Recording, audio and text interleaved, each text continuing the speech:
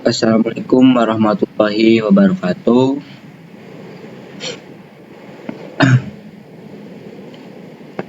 Perkenalkan, nama saya Laika Apriyadi dengan NPM 2478209. Jadi, pada kesempatan kali ini saya akan mempresentasikan sekaligus melakukan penjelasan hands-on mengenai proyek yang berjudul Sistem Smart Gate RFID Zero Lag. Kali ini saya ngambil dari PKN saya yang di minggu-minggu sebelumnya. Jadi judulnya Sistem Smart Gate RFID Zero Lag, optimalisasi keamanan akses real time dengan arsitektur MQTT dan algoritma non-blocking. Oke. Proyek ini merupakan sistem keamanan gerbang otomatis berbasis internet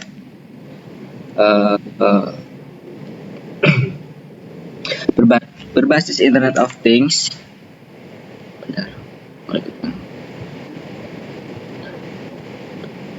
Berbasis Internet of Things atau IoT yang dirancang untuk meningkatkan, yang pertama itu kecepatan akses, dan yang kedua stabilitas sistem, yang ketiga transparansi data, dan yang keempat dan monitoring keamanan secara real time. Latar belakang dibuatnya proyek ini adalah karena banyak sistem akses tradisional masih memiliki beberapa kekurangan seperti yang pertama delay system, yang kedua peringkat freeze, terus komunikasi jaringan lambat, sama pencatatan log yang kurang rapi. Karena itu, pada proyek ini kami mencoba mengembangkan solusi yang lebih modern dengan menggabungkan beberapa teknologi seperti ya kayak RFID, terus dan MCU, ESP2826, MQTT, Node-RED, InfoDB, Docker, sama algoritma non-blocking yang menggunakan fungsi milis.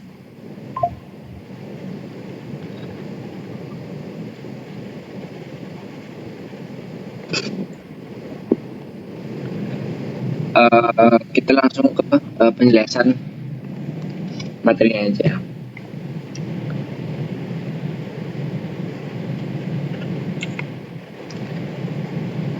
Nah, di sini ada bottleneck sistem tradisional. Pada slide ini dijelaskan beberapa masalah utama yang sering terjadi pada sistem gerbang otomatis tradisional. Nah, masalah pertama itu adalah penggunaan blocking code atau fungsi delay. Pada microcontroller, pada sistem konvensional, ketika servo membuka gerbang menggunakan delay selama beberapa detik, maka microcontroller ini akan berhenti sementara dan tidak bisa menjalankan proses lain, yang dimana artinya RFID tidak bisa membaca kartu baru. Tidak bisa membaca kartu baru, terus sistem jadi lambat dan perangkat terasa freeze atau berat. Jika kondisi ini terjadi di lingkungan dengan lalu lintas tinggi seperti parkiran kampus atau gedung-gedung industri lainnya, maka akan menimbulkan antrian yang cukup panjang. Nah, dari sisi manajemen TI, kondisi seperti ini menunjukkan adanya bottleneck system. Bottleneck system itu kondisi ketika satu bagian sistem menghambat performa keseluruhan. Nah, masalah kedua adalah overheat jaringan yang tinggi. Banyak sistem lama masih menggunakan protokol HTTP biasa. HTTP ini sebenarnya bagus untuk web, tetapi kurang efisien untuk IoT. Karena apa? Karena yang pertama itu ukuran headernya besar, terus penggunaan bandwidthnya tinggi, dan latensinya lebih lambat. Itu. Karena perangkat IoT ini biasa memiliki resource terbatas, maka penggunaan HTTP yang sering membuat komunikasi menjadi kurang optimal. Jadi penggunaan HTTP penggunaan HTTP ini sering membuat komunikasi kita itu menjadi kurang optimal. Nah, masalah ketiga adalah log data yang tidak terstruktur. Pada sistem tradisional, pencatatan akses sering terlambat, tidak real time, atau sulit dilakukan audit. Padahal dalam sistem keamanan, transparansi data ini sangat penting. Karena apa? Karena itu proyek ini dirancang untuk menyelesaikan 3 masalah utama. Yang pertama mengurangi nilai, yang kedua mempercepat komunikasi data, dan yang ketiga meningkatkan transparansi monitoring akses.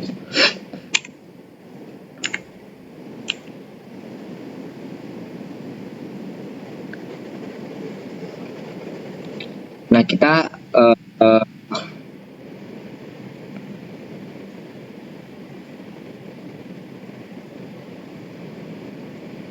ini adalah perbandingan antara sistem lama dan dengan sistem gate yang kami kembangkan. Ini sistem tradisionalnya, ini sistem tradisional, dan ini sistem gate yang kami kembangkan. Gitu. Nah, pada sisi protokol komunikasi, sistem tradisional menggunakan HTTP. Nah, sedangkan sistem kami ini menggunakan MQTT, yang dimana MQTT ini ringan dan latensinya rendah. Sedangkan sistem kami ini alasan pemilihan MQTT adalah karena MQTT menggunakan konsep publish subscribe yang jauh lebih ringan dibandingkan HTTP. Dalam MQTT perangkat pengirim disebut publisher, sedangkan penerima disebut subscriber. Data dikirim melalui broker sehingga komunikasi lebih efisien. Nah, dari sisi manajemen proyek, pemilihan teknologi yang tepat sangat penting. Kenapa? Karena akan mempengaruhi performa, biaya resource, dan skalabilitas sistem. Nah, perbedaan berikutnya adalah logika eksekusi. Sistem lama menggunakan blocking code. Nah, sedangkan sistem kami ini menggunakan non-blocking berbasis milis. Dengan pendekatan ini, microcontroller dapat menjalankan beberapa proses secara pseudo-paralelisme, yang artinya servo ini tetap bergerak, terus RFID-nya tetap membaca kartu, dan komunikasi MQTT-nya tetap berjalan. Perbedaan berikutnya terdapat pada database. Database biasanya kurang optimal untuk data monitoring real time berbasis waktu. Karena itu kami menggunakan InfluxDB yang merupakan database time series. InfluxDB ini mampu mencatat timestamp hingga milidetik sehingga audit keamanan menjadi lebih akurat. Hasil akhirnya adalah peningkatan user experience karena sistem menjadi yang pertama lebih cepat, lebih responsif, dan lebih stabil. Gitu.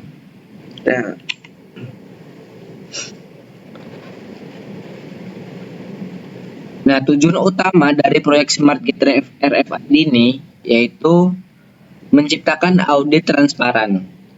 Seluruh aktivitas akses akan dicatat otomatis ke database lengkap dengan UID kartu, waktu akses, dan status verifikasi. Hal ini penting, kenapa? Karena dalam sistem keamanan, data ini harus dapat dipertanggungjawabkan. Nah, tujuan kedua adalah mencapai performa zero tap. Nah, target proyek ini adalah menghasilkan waktu respon di bawah 100 milidetik, mulai dari kartu tap hingga servo bergerak. Kenapa? Kenapa target ini penting? Karena pada sistem real time, keterlambatan kecil sekalipun dapat mengurangi efisiensi sistem. Nah, tujuan ketiga adalah memastikan transmisi data ini berjalan tanpa paket loss atau 100%. Yang dimana artinya semua data RFID ini harus berhasil diterima servo. Untuk mencapai tujuan tersebut digunakan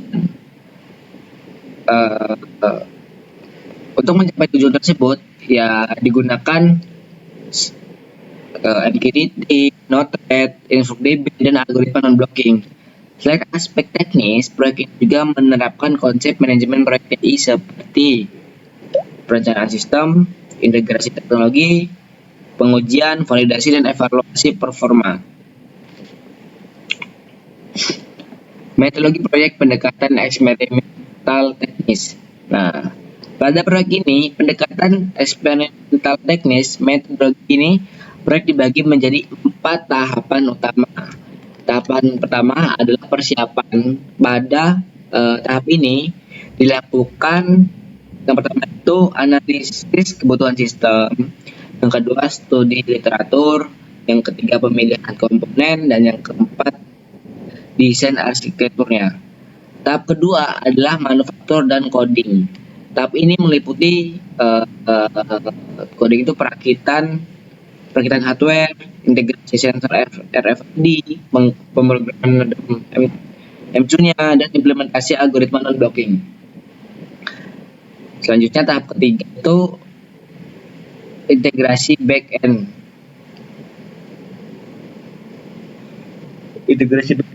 Pada tahap ini sistem dihubungkan menggunakan MQTT broker, Node-RED, Docker, dan InfluxDB. Nah, tahap keempat adalah pengujian dan validasi. Pengujian dilakukan untuk memastikan sistem itu tetap stabil, tidak ada paket loss, dan latensinya sesuai target.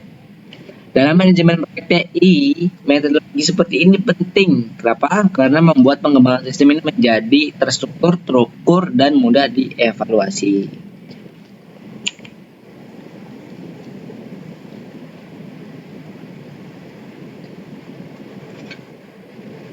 Nah, kita masuk ke tahap pertama. Tahap pertama ini persiapan arsitektur fisik atau hardware-nya. Nah, pada tahap pertama, kami ini menyiapkan seluruh perangkat keras yang digunakan dalam proyek. Komponen utama pertama adalah nodem MCU ESP8266. Nodem MCU berfungsi sebagai pusat pengendalian sistem dan penghubung ke jaringan Wi-Fi. Kami memilih ESP8266 ini karena apa? Karena murah, mendukung IoT, dan memiliki performa cukup baik untuk komunikasi real time. Komponen kedua adalah RFID Render RC522. RFID ini digunakan untuk membaca UI di kartu pengguna. Nah, sensor ini bekerja pada frekuensi 13,56 MHz menggunakan komunikasi SPL. Nah, komponen ketiga adalah servo SG90. Servo ini digunakan sebagai simulasi gerbang otomatis. Ketika kartu RFID, misalnya ketika kartu valid terbaca, servo ini akan membuka palang. Pas kita tap kebaca, dia akan membuka palang. Selain itu, terdapat buzzer aktif sebagai indikator suara dari sisi desain hardware-nya. Kami memisahkan jalur daya servo dan nodem M2 ini. Kenapa? Karena hal ini dilakukan untuk mengurangi noise elektromagnetik yang dapat mengganggu kestabilan Wi-Fi. Nah, keputusan kecil seperti ini penting dalam proyek IT karena kestabilan hardware sangat mempengaruhi performa keseluruhan sistem.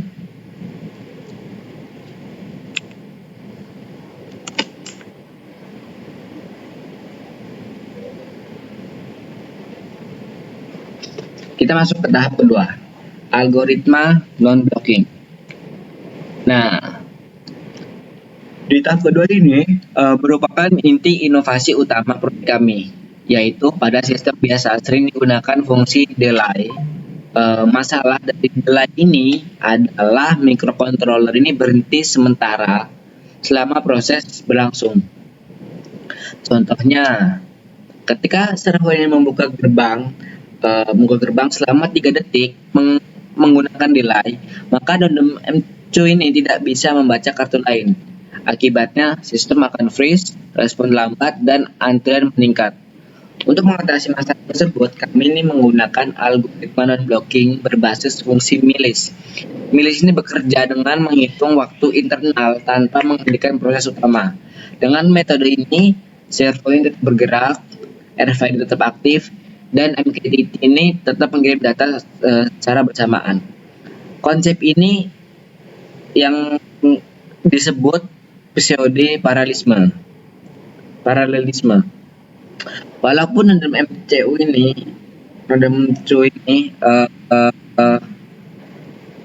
bukan komputer multitasking penuh, tetapi sistem dapat terlihat menjalankan banyak proses sekaligus. Dari hasil implementasi, pendekatan non-blocking berhasil meningkatkan responsivitas sistem secara signifikan. Dalam konteks manajemen proyek TI, optimasi di algoritma sangat penting. Kenapa?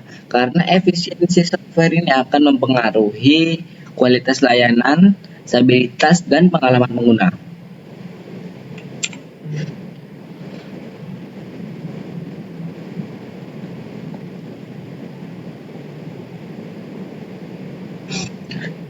Nah, ini kita masuk ke tahap ketiga. Nah, pada tahap ketiga ini dijelaskan alur backend sistem. Yang pertama, dalam MCU membuat publisher lewat JSON. Pertama, dalam MCU ini UID kartu RFID.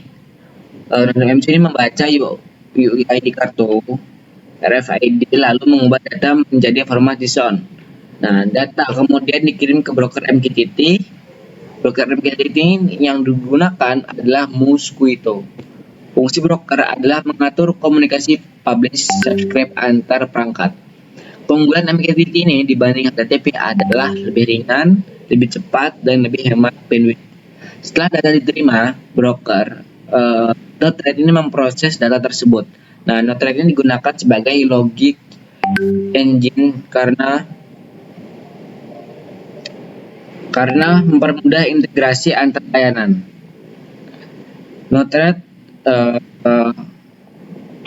mempermudah integrasi antar layanan. Node-RED ini melakukan validasi UID, pengolahan data, dan forwarding data ke database. Selanjutnya data disimpan ke InfluxDB.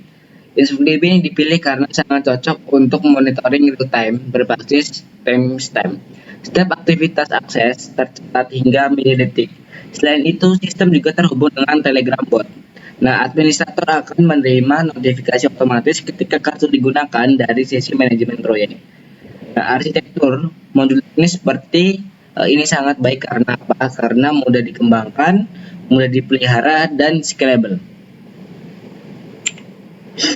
Nah, kita masuk ke tahap 4. Nah, di tahap 4 ini kita memvalidasi atau memastikan sistem berjalan dengan baik. Dilakukan beberapa pengujian.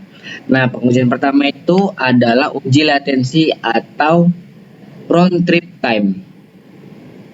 Pengujian ini bertujuan mengetahui kecepatan komunikasi MQTT.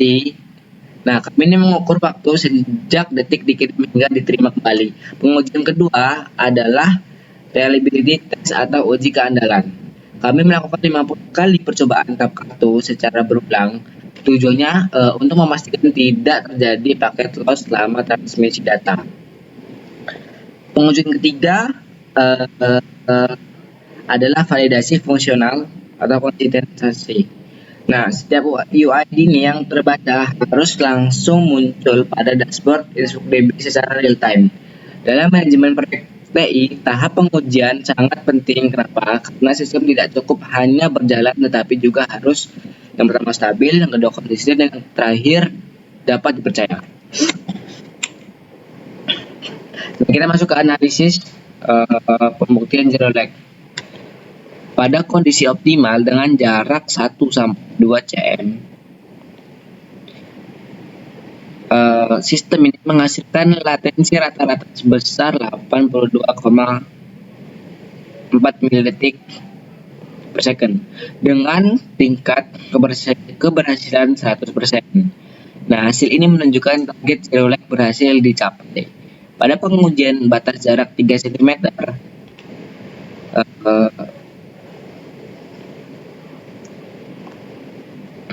Meningkatkan menjadi pada pengujian batas jarak 3 cm, retensi meningkat menjadi 95,8 milidetik dengan tingkat keberhasilan 98%. Hal ini menunjukkan jarak pembacaan mempengaruhi performa sensor RFID. Kemudian pada kondisi penggangguan jaringan, latensi meningkat menjadi 115,2 milidetik per second. Nah, namun tingkat keberhasilan transmisi tetap 100%. Kenapa? Karena ini membuktikan bahwa MQTT cukup stabil walaupun kondisi jaringan tidak ideal. Selain itu, RSSI rata-rata sebesar minus 84 dBm menunjukkan kualitas sinyal Wi-Fi ini masih berada dalam kategori baik.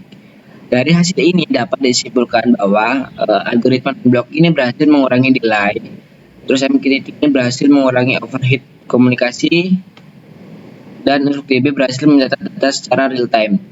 Analisis ini menunjukkan bahwa kombinasi teknologi yang dipilih berhasil meningkatkan efisiensi sistem dibanding metode tradisional.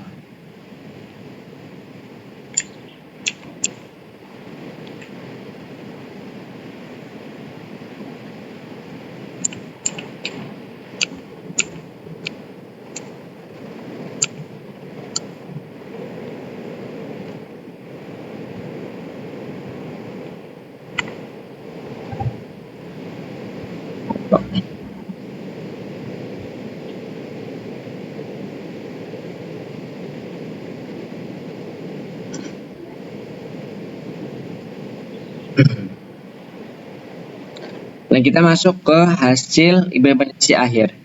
Hasil akhirnya pada di sini tampilkan hasil akhir implementasi sistem. Nah, dashboard InfluxDB berhasil menampilkan UID kartu, timestamp dan status verifikasi verifikasi secara real time. Nah, keunggulan database termini secara adalah percepatan data menjadi lebih akurat dan lebih dianalisis. Selain dashboard monitoring, sistem juga mengirim notifikasi Telegram kurang dari 1 detik setelah kartu digunakan. Hal ini memungkinkan administrator melakukan monitoring jarak jauh secara langsung.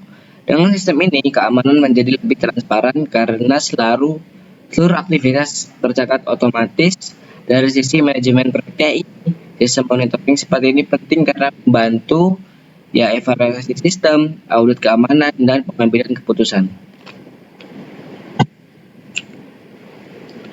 Nah, berdasarkan hasil implementasi, kita masuk ke kesimpulannya. Berdasarkan hasil implementasi dan pengujian, dapat disimpulkan bahwa proyek SmartGate RFID ini berhasil mencapai tujuan utama sistem. Tujuan utama sistem itu yang pertama tadi, algoritma non-blocking berbasis MILIS berhasil meningkatkan responsivitas sistem dan mengurangi bottleneck akibat delay. Terus yang kedua, penggunaan MQTT ini berhasil menciptakan komunikasi data yang ringan dan stabil. Terus yang ketiga, InfluxDB ini berhasil menyediakan monitoring log berbasis waktu secara real time dan akurat. Dan yang keempat itu integrasi node-RED Docker diagram menghasilkan sistem monitoring yang modern dan scalable. Secara keseluruhan, proyek ini membuktikan bahwa integrasi teknologi IoT modern dapat meningkatkan keamanan akses, efisiensi sistem, transparansi data, dan kualitas monitoring. Selain itu, proyek ini juga menunjukkan pentingnya penerapan konsep manajemen TI seperti perencanaan, integrasi sistem, pengujian, evaluasi, dan optimasi performa. Mungkin sekian presentasi dari saya. Kurang lebihnya saya maaf. Terima kasih atas perhatiannya. Saya akhiri. Wassalamualaikum warahmatullahi wabarakatuh.